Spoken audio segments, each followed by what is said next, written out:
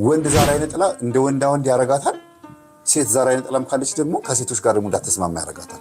ሁለቱም አለ ደግሞ እንደዚህ ማየት አጋጣሚ አለ እና ውስጣችን ካሉት መናፍስቶች አንፃር አይነት በየተራ ነው የሚተውሉት እኛ ላይ። ሴት ዛር አይነ ጥላ፣ ወንድ ቡዳ አይነ ጥላ በዝሙት የገባ ማለት ነው። መተት ካለ እንደገና ሌላ ካለ በየሳምንቱ ባህሪያችን በየቀኑ ይገለባበጣል። እንደየግብራቸው እንደየባህሪያቸው እኛ ውስጥ ይተውኑብናል ማለት ነው። የጎረቤት መተቱ ዛር ሆኖ ይወለዳል። ለሴት ለእናትየዋ መተት ነው የተላከባት። በማህፀን በኩል ግን ሲወለድ መንፈሱ ለልጅቷ ዛር ነው። ምን አይነት ዛር? ሴት ዛር። ከማን የመጣ? ከጎረቤት የመጣ። መልካሙ ለማድረግ አስብና እነሳለ። ከዛ ሴት ዛር አይነ ጥላ ካለባት ደግሞ ለምሳሌ ሴት ላይ ሴት ዛር አይነ ጥላ ካለ በጣም ከባድ ነው። በነገራችን ላይ ይከፋል፣ ከዚህኛው ይከፋል። እዚህ ጋር ትዳር ላይ ብቻ ነው የሚጎዳት። ይኸውላችሁ ሴት ዛር አይነ ጥላ ደግሞ ሲኖርባት ሴት ልጅ ላይ ሚስት ስትሆን፣ እህት ስትሆን፣ እናት ስትሆን ይለያያል፣ ባህሪው ይለያያል።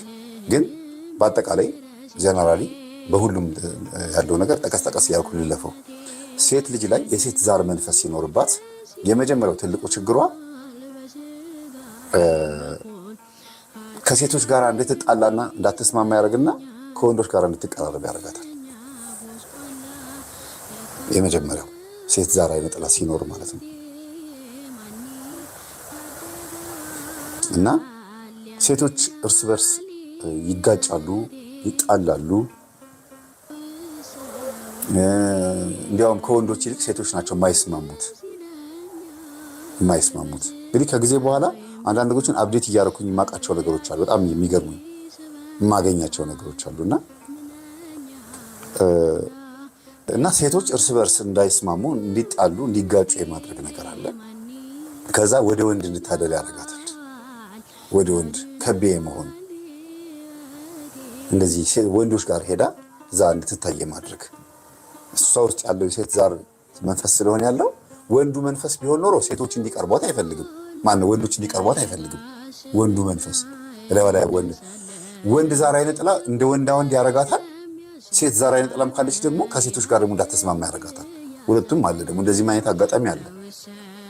በአንድ ሴት ላይ ወንድ ዛርም ሴት ዛርም አይነ ጥላ ሊኖር ይችላል። ወይም ደግሞ ሴት ዛር አይነ ጥላና ወንድ ዛር ቡዳ። ምን ማለት ነው? ከሴቶቹ ጋርም አትስማማ።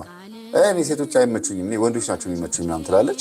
ወንዶች ጋር ስትሄድ ደግሞ ወንዶች አይነኳትም። ድንግል ሆና ከቤ ሆነች። ወይም ደግሞ ኃይለኛ ፍንዳታ፣ በቃ ፀጉር ቁርጧ፣ አነጋገሯ ምናምን ይሆናል፣ ግን ድንግል ናት። ማንም ወንድ አይነካትም፣ አታስደርስም፣ አያስጠጋም። በቃ በፍጹም። ለዝሙትም እኮ ነው የሚገርማቸው፣ አይደለም ለጋብቻ ለዝሙትም ጭምር ማለት ነው። እና ውስጣችን ካሉት መናፍስቶች አንፃር አይነት በየተራ ነው የሚተውሉት እኛ ላይ። ሴት ዛር አይነ ጥላ፣ ወንድ ቡዳ አይነ ጥላ በዝሙት የገባ ማለት ነው። መተት ካለ እንደገና ሌላ ካለ በየሳምንቱ ባህሪያችን በየቀኑ ይገለባበጣል። እንደየግብራቸው እንደየባህሪያቸው እኛ ውስጥ ይተውኑብናል ማለት ነው። እና ሌላው የሴት ዛር አይነ ጥላ በሴት ላይ ሲኖር እጅግ በጣም ከባድ ሀሜተኛ ነው የምትሆነው። ሀሜተኛ በቃ በቤት ውስጥም ለባሏ አትመችም። በቤት ውስጥም አትመችም ለባሏ። እንደገና ደግሞ ከሴቶች ጋርም አትስማማም። ማትስማማበት ምክንያት በወረኝነት በሀሜተኝነቷ ምክንያት ማለት ነው። ትመጣለች፣ የእሷ ንግግር ይሰማሉ፣ ከእሷ ጋር ያማሉ፣ ምን ይላሉ። ከዛ ደግሞ ጸብ ይነሳል። በእሷ ምክንያት ሁከት ይኖራል። በጤንነት ጉዳይ ላይ ደግሞ ብዙ ጊዜ ከጤንነት ጋር በተገናኘ መንፈስ አይመስላቸውም ሴቶች። ይሄ ነገር አሁን መነግራችሁ ከዚህ በኋላ መነግራችሁ ነገር መንፈስ አይመስላቸውም፣ ግን ወደ ሕክምና በመሄድ ትሪት ለመደረግ ይሞክራሉ። ሴት ዛር አይነ ጥላ ካለች ያቺ ሴት ዛር አይነ ጥላ እናትየዋ ላይ ተላከ። ለምሳሌ እኔ እንደ ምሳሌ አድርጌ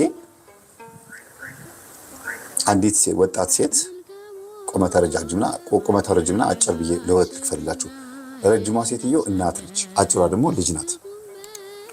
ረጅሟ ወይም እናትየዋ በዘመኗ በነበረች በትዳር ጊዜዋ ላይ ክፉ ጎረቤት፣ መጥፎ ሴት መተት ከላከችባት የዛች ሴትዮ መንፈስ ሴትዮዋ ላይ ገብቷል።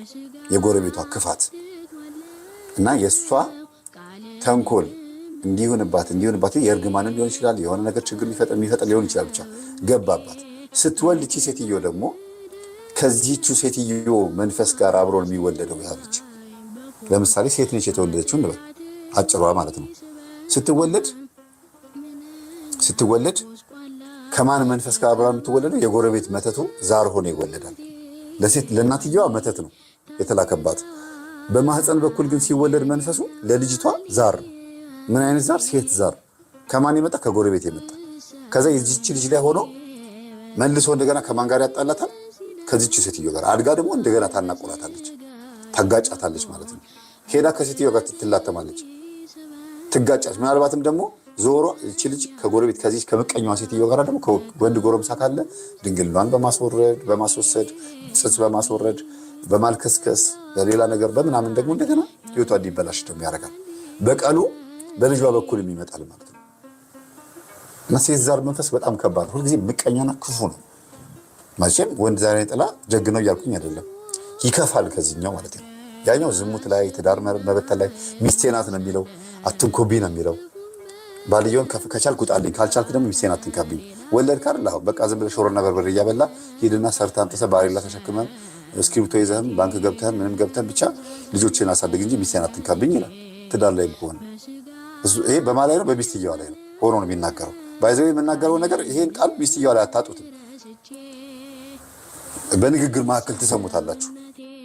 በቃ ልጆቻችንን እናሳድግበት ተወይ፣ በቃ እኔ በቅቶኛል ባልተኛ ወይ የምታኮርፍበት ነገር ያዘጋጃል። ሲልከሰከስ እንድታገኘው ያደርጋል። ከዛ ትቀየማለች፣ ይራራቃሉ ምናምን። እንደዚህ ነው ወንድ ዛሬ ጥላ ባልየውን እጅ ከፍንጅ እንዲያዝ ከሰራተኛ ጋር እንዲተኛ ከተለያዩ ሴቶች ጋር ስንት ሲማገጥ ወይ ስለሱ ነገር ጥሩ ያለው ነገር እንዲሰማ ብቻ ባሏን የምጠላበት ምክንያት ይፈጠርና አልጋ ይለያሉ ምናምን በቃ ደስ የማይል ነገር ይፈጠራል። አርፈ ልጅን አሳድግ ይለዋል።